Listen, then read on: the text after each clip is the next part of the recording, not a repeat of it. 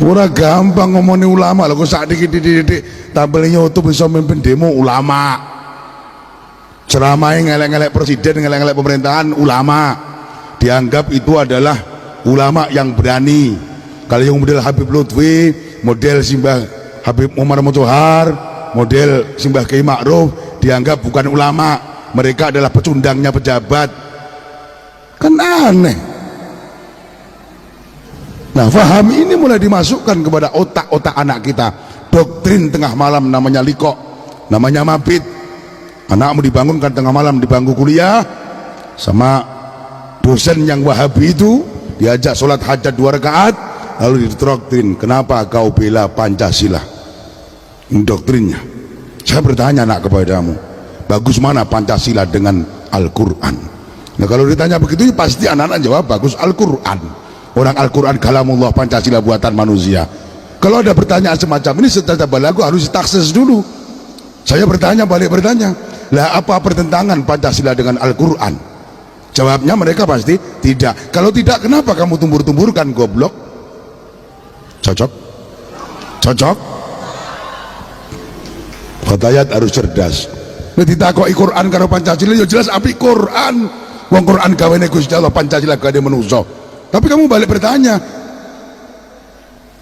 apa bertentangan Pancasila dengan isi Al-Quran? Mereka akan jawab, ya tidak bertentangan. Kalau tidak bertentangan, kenapa kamu tumbur-tumburkan? Ini yang goblok saya apa kamu? Oke? Oke? Kalau ada orang bertanya, kenapa NU harus yasinan? Bukankah yasinan itu bid'ah? Balik kau bertanya, elek yasinan ki opo?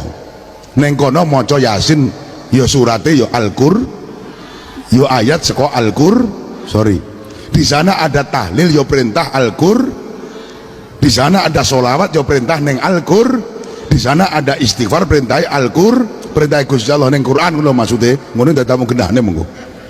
Kadang-kadang lho ora dengonane cok dikritik mangke kan. Wae ngomong barokah Mbah Yai Soleh Bajuri, ngono ku yo ngomong, Yai Soleh Bajuri enggak di barokah. Sing di barokah Gusti Allah, maksudnya ya barokah Gusti Allah lantaran kiai. Kuwi cara balago jenenge guang musnad goblok. Ngono dadak dibantah lho. Nggih. Kesuwen dadak nyebut ngono kuwi. Nggih. Takokno, elek yasinan ki apa? Dhek gelagepen kok iso jawab. Iya juga ya. Itu anak-anak NU solawatan tuh maksudnya gimana? Tanya, elek solawatan ki apa? Lek dibanding organ apa endi karo solawat? Itu orang-orang NU kenapa sih kalau orang tuanya meninggal dunia kok ngadakan selamatan? Jawab, lah daripada barpae mati terus nonton TV, opera apik yasinan selamatan. Wis to jawab sing ngono-ngono wis masuk-masuk akan enggak usah dalil. Kuwi dalil karo Wahabi mengokalah, memang Wahabi dipersiapkan untuk dalil, bukan untuk ibadah. Mohon maaf. Kanggo ngelek-ngelek wong NU. Sebenarnya saya ini bukan kiai fanatik, para pejabat. Silakan pakai celana cingkrang, tapi tidak usah ngolong-ngolong yang pakai celana panjang. Oke?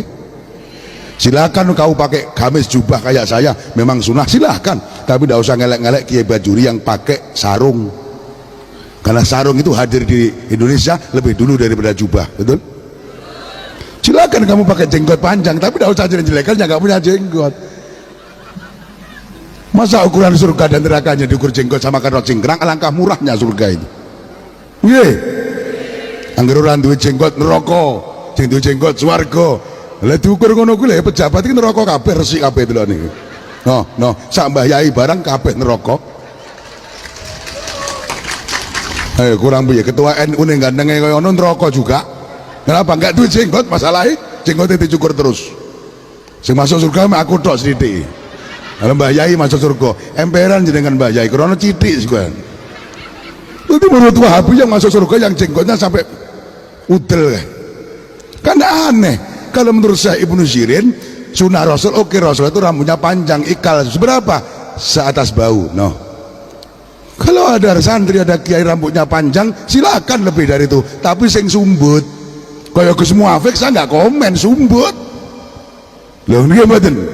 Lah kowe rambutmu dawa ditotok melenyok kok dadak kemendus. Lah ora sumbut rasa ngingu rambut dol. Ngisi-ngisini Yai Soleh kowe. Nggih. Nggih. Sunnah niru Rasulullah, noikal segini. Jenggot juga begitu, bikot rikop den, sak gegem, lewat satu genggam, potong, itu sunnah. Wahabi, Salafi, Jaulak ngingu jenggot sak udel.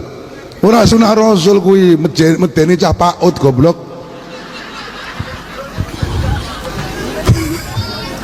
Gregetan kiai aku sesuai. Didik sunnah Rasul, nggak ngerti dalile ngopleh. Nggih, silakan pakai cadar, tapi tidak usah jelek-jelekan yang pakai jilbab. Ingat, ini syuting sama panitia. Jangan jelekkan yang pakai jilbab. Boleh Pak Kiai NU pakai jilbab, nggak usah cadaran. Boleh. Siapa? Syekh Ibnu Abbas, Abdullah bin Abbas ini adalah seorang sahabat yang paling ahli tafsir. Beliau memperbolehkan perempuan model seperti ini. Sementing orang kanggo wong liya maca sing apik, jilbab sing apik untuk sang suami. Keluar jilbaban, pakai pakaian yang rapat. Neng omah rasa jilbaban, neng omah ki aja jilbaban dadi wong wedok sing cerdas, lek metu jilbaban, lek nang omah karo bojo aja jilbaban, sering-sering bukaan kabeh malahan. Lah karo bojo jilbaban talen-talenan kesuwen lek butuh kowe. Dasteran, yo nek nyawang aku. Ya nang omahe mo yo nganggo sing cendhek-cendhek. Le nyincenge penak. Nggih. Nggih. Lek metu sing ra silahkan pakai cadar, ndak masalah. Nganggo cadar luwih apik. Saya tidak bantah. Jilbaban juga sudah baik, oke? Okay? Yukur bedane sitok lek nganggo cadar mangan bakso angel dadak merongo.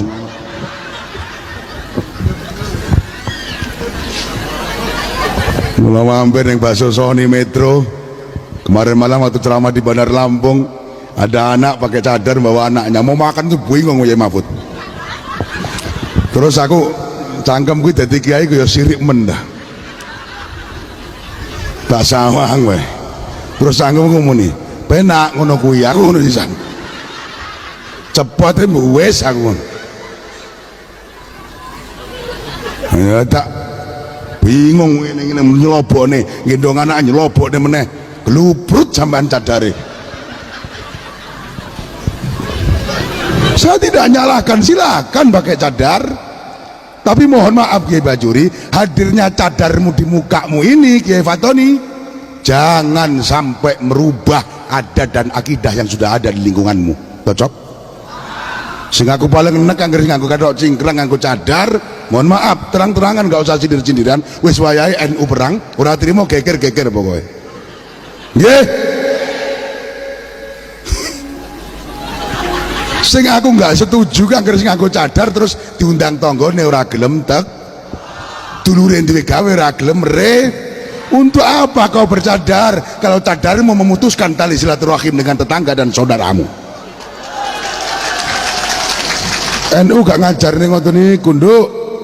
Nggih.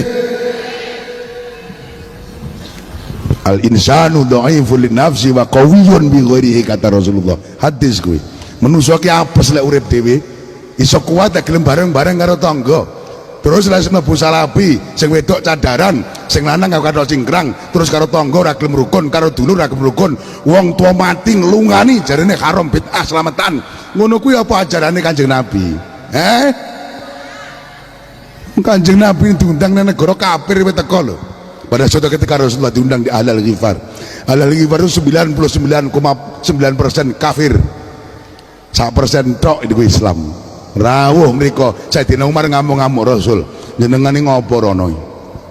Kita delok jenengan teng mriku ndonga barang karep jenengan pripun Umar, aku ki nabi sing rahmatan lil alamin. Ingat, saya ini rahmatan lil alamin wa ma arsalnaka illa rahmatan lil alamin. Dalam Quran konteksnya rahmatan lil alamin bukan rahmatan lil muslimin. Kalau kata-kata rahmatan lil alamin berarti Islam yang dibawa Rasulullah ini melindungi semua kalangan. Jangankan dengan sesama Islam, dengan Hindu, Buddha, Kristen, Konghucu, Cina, mereka adalah saudara kita dalam bingkai NKRI walaupun mereka bukan saudara dalam seakidah. Sehingga kenyamanan kafir-kafir ini mereka itu harus kita jaga. Jangan pernah kita perang dengan mereka selagi mereka tidak ngajak perang orang Islam. Ini Islam yang rahmatan lil alamin. Ini Islam yang benar yang dikatakan oleh Kiai NU Islam Nusantara.